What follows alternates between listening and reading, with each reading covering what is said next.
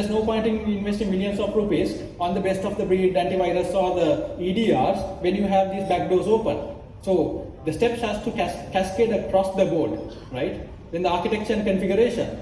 I see so many government organizations buying just off-the-cuff software solutions websites.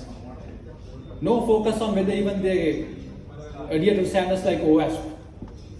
No demand for a vulnerability test as part of the solution.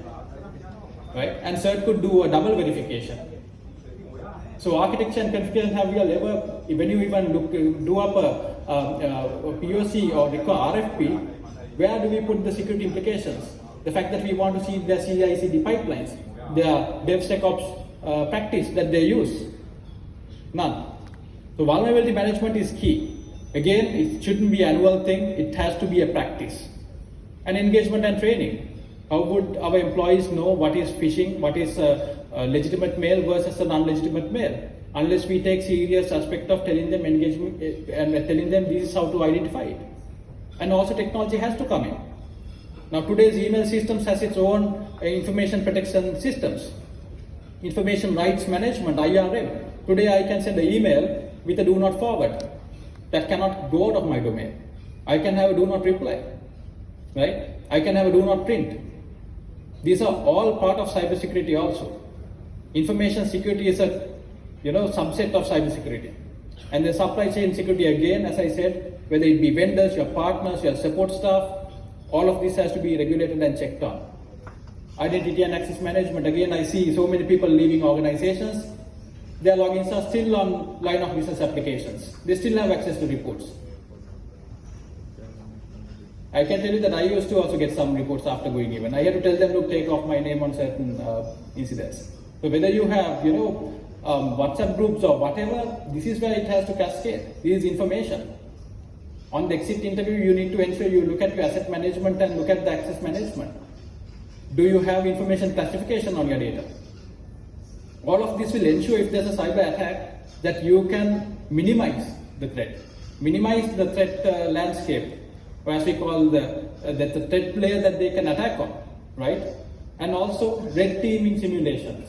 You need to ensure you have to engage with parties like CERT to ensure there are simulations on red teaming, where you get them to basically try to break your systems. It's better to know that by a party who's doing white hat and ethical hacking, rather than basically being hacked and basically all of your information encrypted by malware. That's going to be catastrophic. So these are some of the things, and the incident management and logging and monitoring. So again, my call out today is, as much as there is a framework in place, which is great, I think it has gone into detail, the authentication servers, the patch management, the perimeter fencing, and all of that has been critical, but it's important that you look at the paradigm changes. Life before cloud and mobility was just within bricks and mortar environments, as I said, but today we are completely on a mobile base after COVID, which has been accelerated by COVID, which is a good thing, right? And if there's ever a good thing to come out of COVID was the fact that of this change.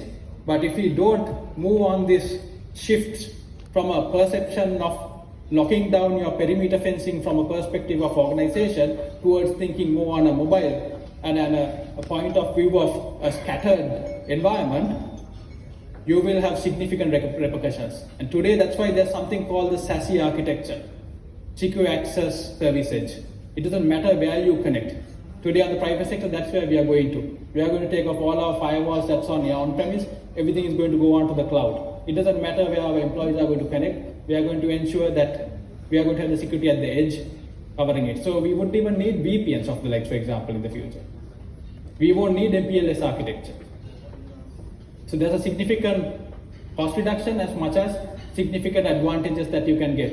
So again, my call out is ensure that you go through these details, these paradigm shifts, security in the cloud and security off the cloud, and ensure that you understand these concepts that I touched on briefly on these 30 minutes, and take a paradigm shift in thinking along these lines of how do you align your organization with the support of these new frameworks that has come into play with the support of the likes of CERN. So thank you very much, and I hope I had to barge in a lot of information in 30 minutes, and I hope it was insightful, and happy to help in any way. If anyone wants any information, feel out, reach out, and always ready to help the public sector. Thank you.